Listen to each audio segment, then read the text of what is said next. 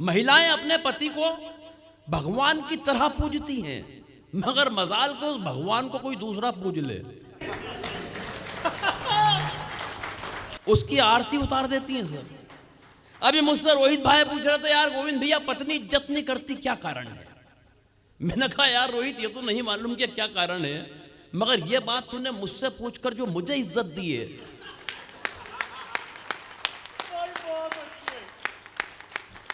मेरी 7 पीढ़ी तुम्हारी शुक्रगुजार रहेगी। ये मुझसे पलट के बोले कि आपकी भी नहीं करती।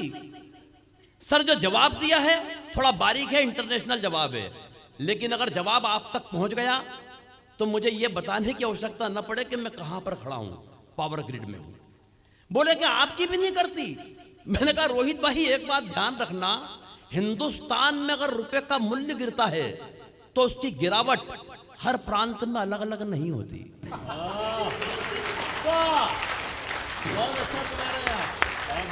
ये मुझसे फिर पलट के बोले, भाई साहब क्यों नहीं करती? मैंने कहा एक बात ध्यान रखना रोहित बाबू, जब कोई लड़की मायके से विदा होकर ससुराल आती है, अपने पिताजी को छोड़ के आती है, बदले में ससुर साहब मिलते हैं। माँ को छोड़ के आती है, बदले में सासू माँ मिलती है। बहन को छोड़ के आती है, बदले में ननद मिलती है। भाई को छोड़ के आती है, बदले में देवर मिलता है। मगर ऐसा क्या छोड़ा कि तुम और मैं पल्ले पड़े? बोले भाई साहब ऐसा तो कुछ भी नहीं छोड़ा। मैंने कहा फिर एक बात समझ लो भाई, जो चीज फोकट में मिली है उसकी इज्जत कौन कर रहा है यार? अच्छी बात, गोविंद भैया जिंदाबाद।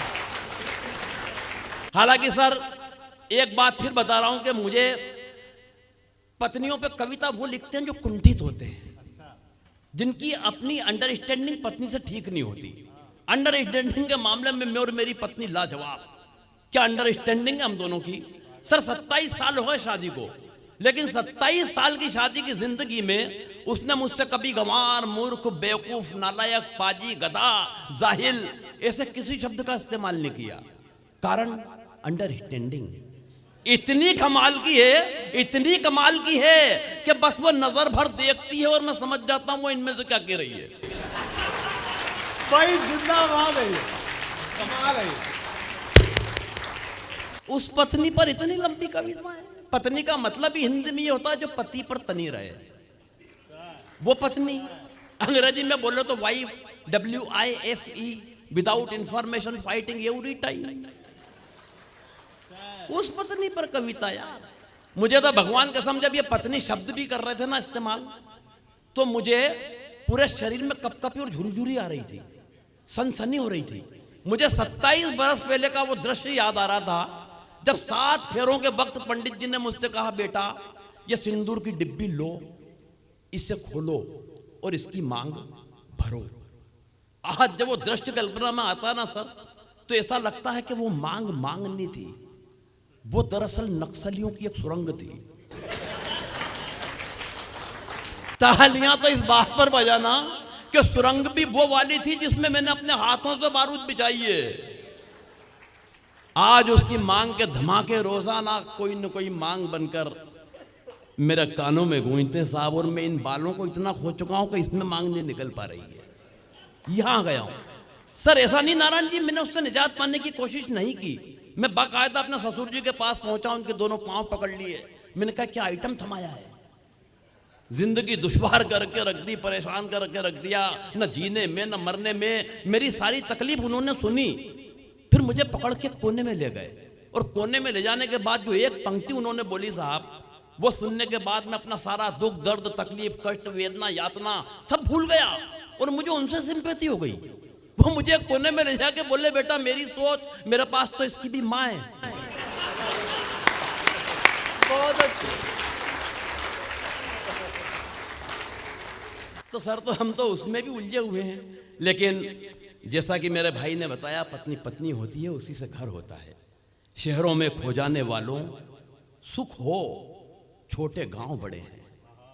शहरों में खो जाने वालों सुख हो, छोटे गांव बड़े हैं। ऊंचे ऊंचे बरगद सारे लिए जमी पर छांव खड़े हैं, और उसी रोज से खुले हुए हैं जन्नत के सारे दरवाजे। घर के दरवाजे पे जब से ग्रह लक्ष्मी के पांव पड़े हैं। आज अगर यहां हैं तो उसी के हवाले घर करके आए हैं निश्चित रूप से, और हम जानते हैं कि वो सब सफल होगा। वक्त की कमी है, मैंने आपसे जुड़ने जुड़ाने की बात की, ये मेरा विषय नहीं था।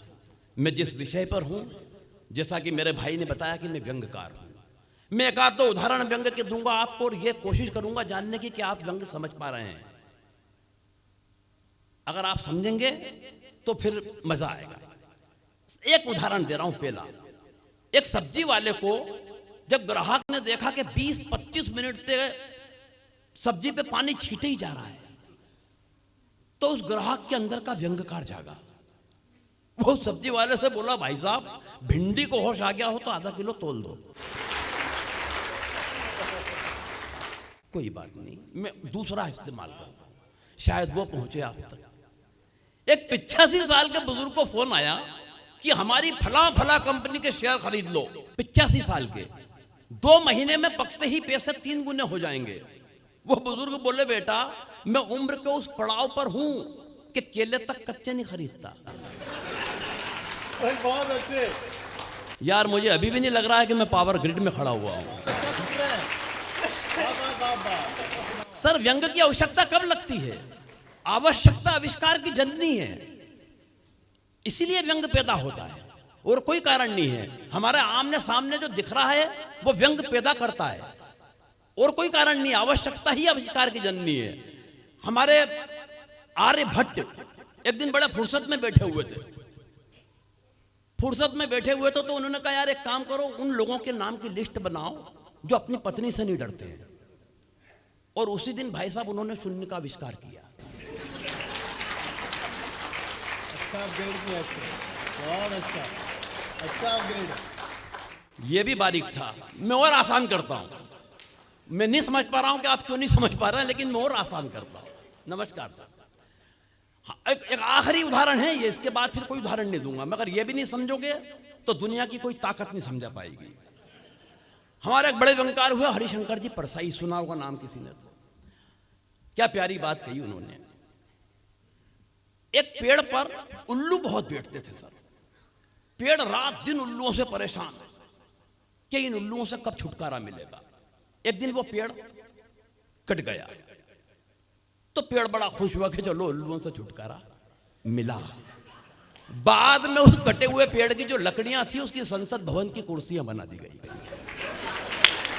भाई वाह, वाह, वाह, वाह, वाह।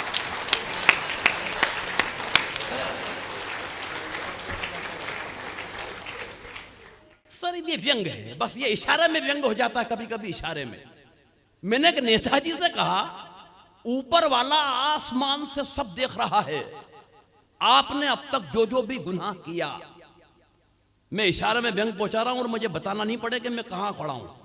मैंने एक नेताजी से कहा, ऊपर वाला आसमान से सब देख रहा है, आपने अब तक जो जो भी गुनाह किया। नेताजी ने धीरे से अपना मुंह ऊपर उठाया और आसमान पे थूक दिया। दोस्तों आदमी काटता वही है, बोता जो बीज है। काश नेताजी 6ठी क्लास भी पढ़े होते तो समझ जाते गुरुत्वाकर्षण का नियम भी कोई चीज है। हाँ भाई। बस ये व्यंग्य है। और पीछे के लोगों फिर जागना कि एक दिन खुल गए शहर के भाग हमारे। एक मंत्री जी शमशान घाट के उद्घाटन के लिए पधारे। व्यंग्य की दूसरी पंक्ति पकड़ लो तो मुझे भी महसूस करवाना कि आप अच्छी तरीके से ही सुन रहे हैं। एक दिन खुल गए शहर के भाग हमारे, एक मंत्री जी शमशान घाट के उद्घाटन के लिए पधारे। उद्घाटन की पहली रस्म पूरी कराई गई। एक जलते हुए मुर्दे को बुझाकर मंत्री जी के हाथ से अग्नि दिलाई गई। क्या बात है भाई, भाई बहुत अच्छे। मैं मुर्दे को झुलस भी सकता हूं। एक जलते हुए मुर्दे को बुझाकर मंत्री जी के हाथ से अग्नि दिलाई गई। इस घटना से कम एक बात का तो पता चलता है कि आदमी का नसीब खराब हो तो वो मरने के बाद भी भुगतता है। आदमी का नसीब खराब हो तो वो मरने के बाद भी भुगतता है। पंडित जी ने कहा, श्रीमान कृपया क्या इस दिशा में आकर अग्नि दिखाएंगे।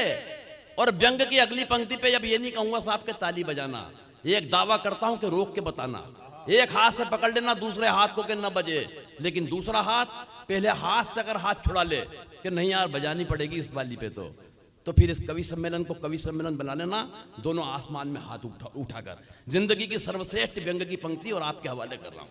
पंडित जी ने कहा, श्रीमान कृपया क्या इस दिशा में आकर अग्नि दिखाएंगे? मंत्री जी भन्ना कर बोले, आग कहां और कैसे लगानी है मुझे क्या आप समझाएंगे? हाय हाय हाय, वाह वाह वाह वाह वाह वाह, भाई जिंदाबाद।